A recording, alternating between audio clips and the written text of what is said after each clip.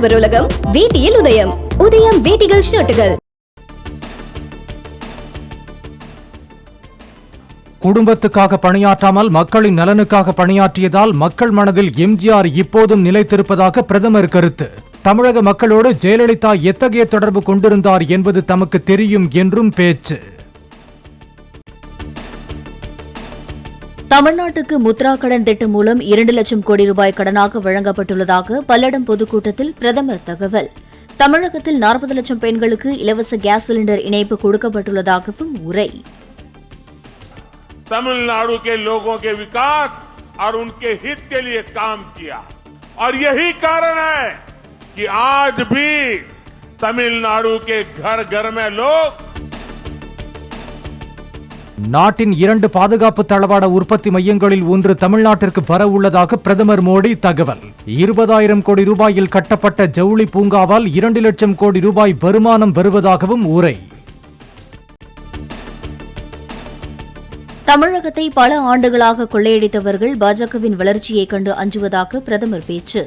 மக்களை திசை திருப்பி நாற்காலிகளை காப்பாற்றிக் கொள்ள சிலர் பொய் பேசி வருவதாகவும் குற்றச்சாட்டு. மத்திய அரசு தமிழ்நாட்டின் வளர்ச்சிக்கு எப்போது முக்கியத்துவம் வழங்கி வருவதாக பிரதமர் மோடி தகவல். காங்கிரஸ் திமுக கூட்டணி அரசு தமிழ்நாட்டுக்கு தந்ததை விட பாஜக அதிக அளவில் நிதி அளித்துள்ளதாகவும் தகவல். தமிழக மக்கள் கனவு காணும் தமிழகத்தை பாஜக உருவாக்கி தரும் என அண்ணாமலை பேச்சு. அண்ணாமலையின் தோளில் தட்டி கை கொடுத்து பாராட்டிய பிரதமர். நிச்சயமாக பாரதிய ஜனதா கட்சி உங்களோடு இருக்கும்.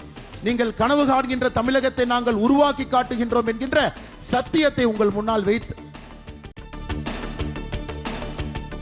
பல்லடம் பொதுக்கூட்டத்தில் பங்கேற்ற பிரதமரை இரு புறங்களில் இருந்து மலர்களை தூவி வரவேற்ற பாஜக தொண்டர்கள். 65 கிலோ மஞ்சள் மாலை அணிவித்து பிரதமருக்கு விவசாயிகள் வரவேற்பு.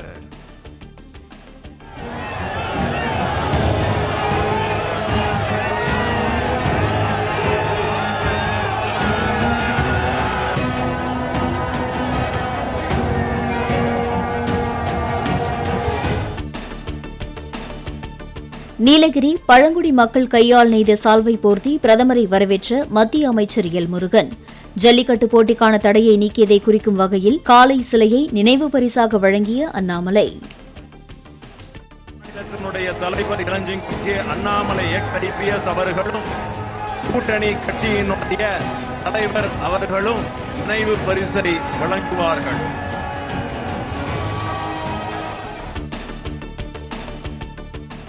ககன்யான் திட்டத்தில் விண்வெளிக்கு செல்லும் 4 வீரர்களை அறிமுகப்படுத்தினார் பிரதமர் மோடி. கை குலுக்கி வாழ்த்து தெரிவித்து விண்வெளி வீரர்களுக்கான பேட்ஜ்களை வழங்கினார். ககன்யான் திட்டத்திற்கு குரூப் கேப்டன்கள் பிரசாந்த் பாலகிருஷ்ணன் நாயர், அஜித் கிருஷ்ணன் மற்றும் அங்கத் பிரதாப் தேர்வு. விங் கமாண்டர் சுபன்ஷு சுக்லாவும் விண்வெளிக்கு செல்லும் குழுவில் இடம்பெற்றார். வீரர்கள் 4 பேரும் தனிநபர்கள் அல்ல, 140 கோடி மக்களின் எதிர்பார்ப்புகளை விண்வெளிக்கு கொண்டு செல்பவர்கள் என பிரதமர் மோடி கருத்து. ககன்யான் திட்டத்திற்கு பயன்படுத்தப்படும் விண்கலம், ராக்கெட் உள்ளிட்ட அனைத்தும் இந்தியாவால் தயாரிக்கப்பட்டது என பெருமிதம். இந்தியாவின் சொந்த விண்வெளி ஆராய்ச்சி நிலையம் 2035ஆம் ஆண்டில் விண்ணில் அமையும் என பிரதமர் மோடி உறுதி. விண்வெளியில் இதுவரை அறியாத பல ஆராய்ச்சிகளை இந்திய விஞ்ஞானிகள் மேற்கொள்வர் என்றும் திருவனந்தபுரத்தில் பேச்சு. நெல்லை மாவட்டம் மகேந்திரகிரி உட்பட 3 இடங்களில் அமைக்கப்பட்டுள்ள இஸ்ரோவின் அதிநவீன கட்டமைப்புகளை திறந்து வைத்தார் பிரதமர். கடந்த 10 ஆண்டுகளில் மட்டும் 400 செயற்கைக்கோள்களை ஏவி உலக நாடுகளை இந்தியா வியக்க வைத்துக் கொண்டிருப்பதாக பிரதமர் கருத்து. ககன்யான் திட்டத்தின் முன்னோட்டமாக விண்ணுக்கு அனுப்பப்படும் வியோமித்ரா ரோபோவை பார்வையிட்ட பிரதமர் மோடி. விண்வெளி வீரர்களை ஏற்றிச் செல்லும் ஆய்வுக்களம் குறித்தும் விளக்கமளித்த விஞ்ஞானிகள். 4 ஆண்டுகளுக்கு பின் சாதாரண பயணிகள் ரயில் டிக்கெட் கட்டணம் குறைக்கப்பட்டு பழைய கட்டணம் வசூல். நாடு முழுவதும் குறைந்தபட்ச கட்டணமாக 30 ரூபாய் வசூலிக்கப்பட்டு வந்த நிலையில் இன்று முதல் 10 ரூபாய் வசூல். மக்களவைத் தேர்தலுக்கான தொகுதி பங்கீட்டில் திமுக காங்கிரஸ் இடையே இழுபறி நீடிப்பதாக தகவல். கடந்த முறை போட்டியிட்ட 9 இடங்களை வழங்க காங்கிரஸ் தரப்பில் கோரப்பட்ட நிலையில் 6 இடங்களுக்கும் குறைவாக ஒதுக்க திமுக முடிவு செய்துள்ளதாக தகவல்.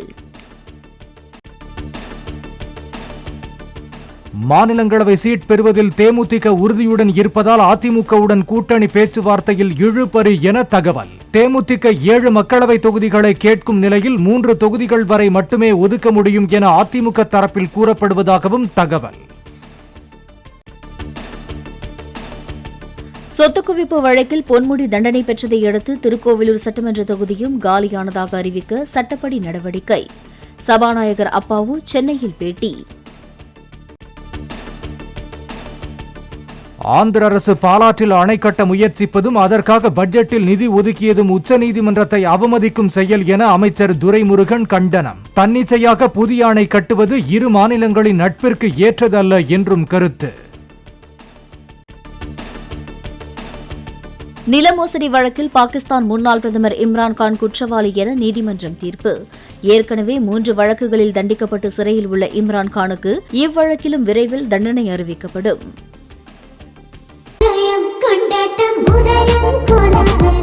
ஆடவர் உலகம் வேட்டியில் உதயம். உதயம் வேட்டிகள் ஷர்ட்டுகள்.